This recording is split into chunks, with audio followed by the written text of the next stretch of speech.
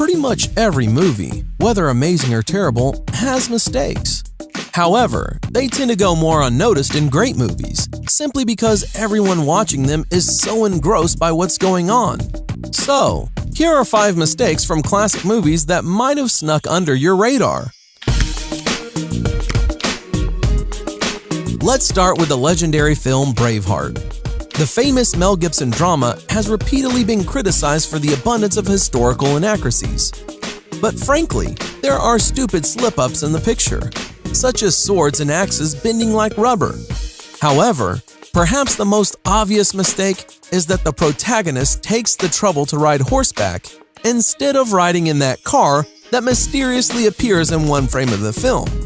Did you know that in those days it was fashionable to walk in a cap? In this scene, Mel Gibson gets a sword out of nowhere. Here, he runs with an empty right hand, and in the next frame, he already has a weapon. In the movie Jurassic Park, in a scene where a dinosaur enters the kitchen and children hide from it, there is a very strange and frightening moment. Someone decided to touch the dinosaur's butt.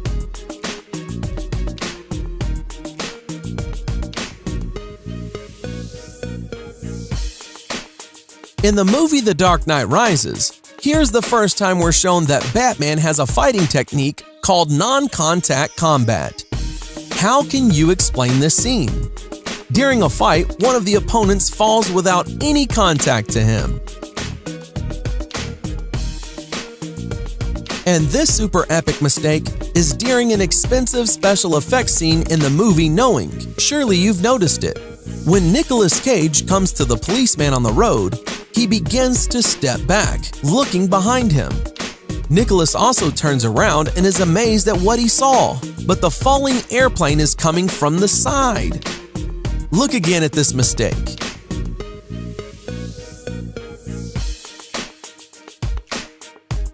How could they spoil such an expensive scene? Next, we have the movie Gladiator. The movie setting unfolds almost 2,000 years ago. During the Battle of Maximus in the arena, you can see how, in addition to usual spectators, a reporter with a video camera came to see the battle. I'm guessing he's streaming a live broadcast of the battle on ancient Rome TV. It also turns out that in hot weather, people came to the stands with plastic bottles of water. Very prudent. Also, very striking is the shoes people are wearing in ancient Rome. Apparently, we got the designs of modern soles from them as well. Today, some historians say that gladiator fights had elements of a show, kind of like wrestling now. And seeing as rivals stab swords at each other's armpits, you begin to believe it. But at the end of the movie, when the deadly wounded Maximus falls to the ground, you can see how his head is comfortably placed on a pillow of sand, to die with such comfort. But to be honest, it's no surprise that Maximus eventually died, because he had a very bad coagulation of blood. This can be seen at the beginning of the film when in Germany, he was injured by one of the soldiers in the shoulder. But here, he is in Spain, and the wound is still bleeding. Although to get from Germany to Spain, you must ride at least a month to get there on horseback. And again, hit the enemy's armpit. And poor Maximus at this moment, someone pours on the side with paint. And now the million-dollar question.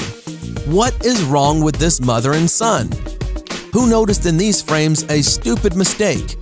Write in the comments below. And in the aftermath, some more movie mistakes. In the movie Indiana Jones, Raiders of the Lost Ark, the action takes place in the 30s of the last century. Here, Indiana Jones is sitting in the city of Cairo with a monkey, and in the background is a guy in jeans and a t-shirt. Unusual style for Egypt of the 30s. In the second part of Iron Man, Natasha knocks down her partner with a clever trick. However, at the moment of the trick, she turned into a completely different woman. In general, Iron Man 2 is a mystical film. Otherwise, how do you explain that Tony Stark's reflection in the mirror thrusts 2 fingers into his mouth before Tony Stark himself? And what other kind of movie mistakes did you notice, guys? Leave a comment below. Thanks for watching. Subscribe for more.